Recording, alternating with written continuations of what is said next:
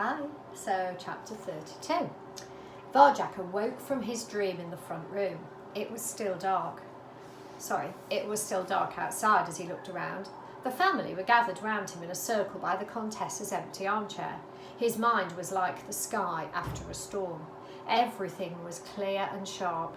He knew what he had to do. With one leap he sprang onto the red velvet armchair. No one tried to stop him, not father, not Julius. It was his. The power was his, and only he could decide what to do with it. Now, he said, I need the truth. Has anyone seen the Contessa since the gentleman came to the house? They shook their heads. So unless we do something ourselves, we're at his mercy. How often is he here? He goes out a lot, said father. And the black cats, do they go with him? Varjak, you're head of the family, said Julius. I'm not disputing that. But why do you ask these questions? It's only going to cause trouble. Why can't you just accept things as they are? Because something's happening up there, something bad. I'm going to find out what it is. I'm going to get my friend back. And if I have to, I'm going to fight those black cats to do it. Whatever's going on up there, said Mother, it doesn't affect us, sweetheart. We're different. Varjak shook his head. We're not different. We're not special. We're cats. Just the same as all the others. They looked at him as if he'd gone mad. Didn't you hear what Holly said? She's right. Maybe not today, maybe not tomorrow, but one day soon the gentleman's coming for us too. His cat's killed the elder paw to stop us leaving. He's got something planned for us, I know he has. A murmur went round. They were thinking about it, but they weren't convinced yet. Even if you're right, said father, how can we fight those black cats? They're too strong. The elder paw fought them, said Varjak. They beat him, but he gave them a fight first, a good fight. If we work together, we can do that.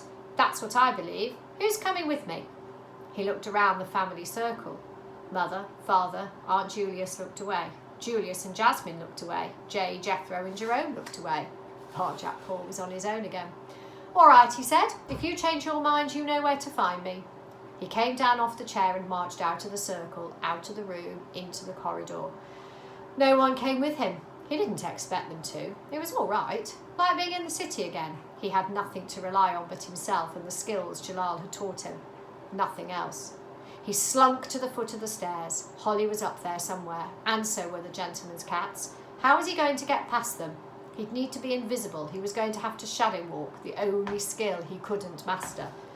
He took a deep breath. This time it had to work. There was no other way.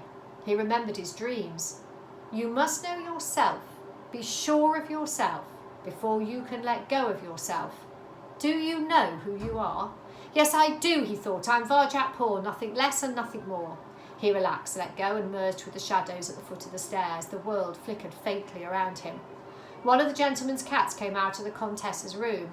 It stood at the top of the stairs, surveying the scene with its black eyes. Would it see him? It turned his way for a moment, but looked right through him. Varjak placed a paw on the first step. The black cat didn't react. It was as if he didn't exist. Slyly, slowly, slithering low, Varjak shadow-walked the stairs. The gentleman's cat just sat there unaware. It couldn't see him. No one could. He was invisible. He could go anywhere. But where was he going? What was he going to see? He remembered Holly's face as she came into the front room. Whatever it was that lay ahead, it wasn't good. At the top of the stairs he heard mewling. It made his fur prickle. It was the sound of fear. But he had to face it. However awful, he had to learn the truth about the gentleman, the vanishings and the Contessa's room. That was the only way he could save Holly. His awareness tingling with danger, Varjak crept past the gentleman's cat and up to the room. Sticking to the shadows so he couldn't be seen, he looked in.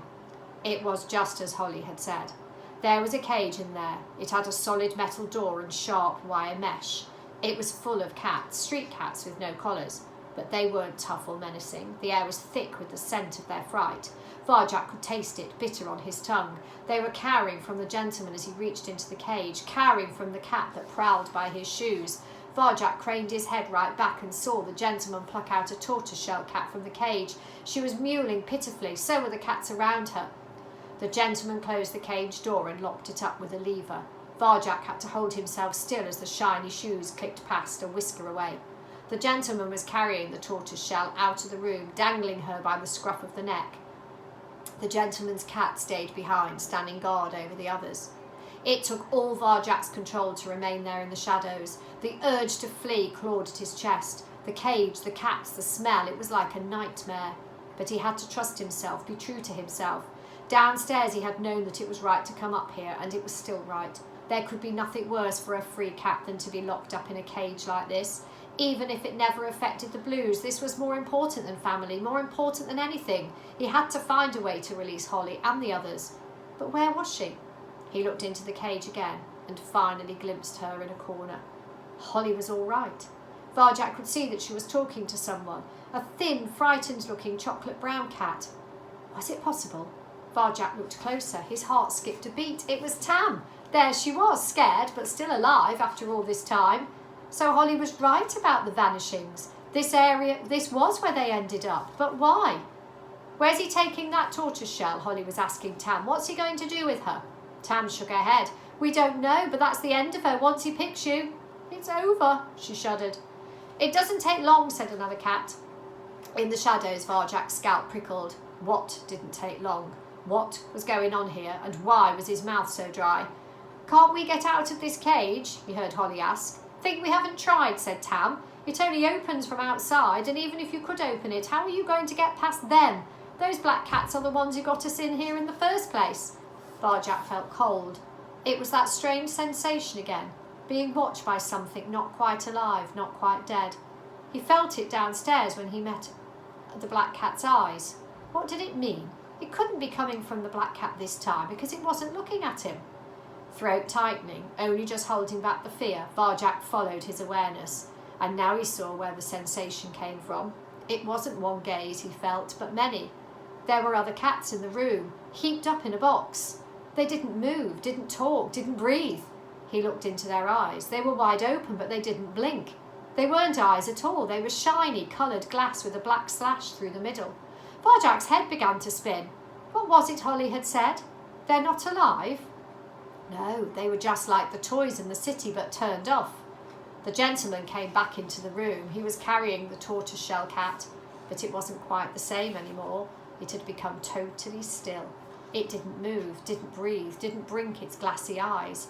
It had a new collar tight around its neck. The gentleman touched the collar, and as it opened its mouth to speak, Varjak knew with awful, sickening certainty what words it would say. I am very well, thank you, please, said the tortoiseshell in a hollow little voice. Its smiling head nodded up and down, until the gentleman touched its collar again, and it was still once more. It was a toy cat now, like the others, a perfect, preserved, furry toy that seemed almost alive because it once was. So were the rest of them, every last one, not quite alive, not quite dead. Not cats anymore, but toys. Varjak wanted to scream. This was wrong. He'd never seen anything so wrong. The gentleman placed the tortoiseshell carefully in the box and rifled through it, counting up his toys. Varjak turned his eyes away from the sight, and the cats in the cage began to howl.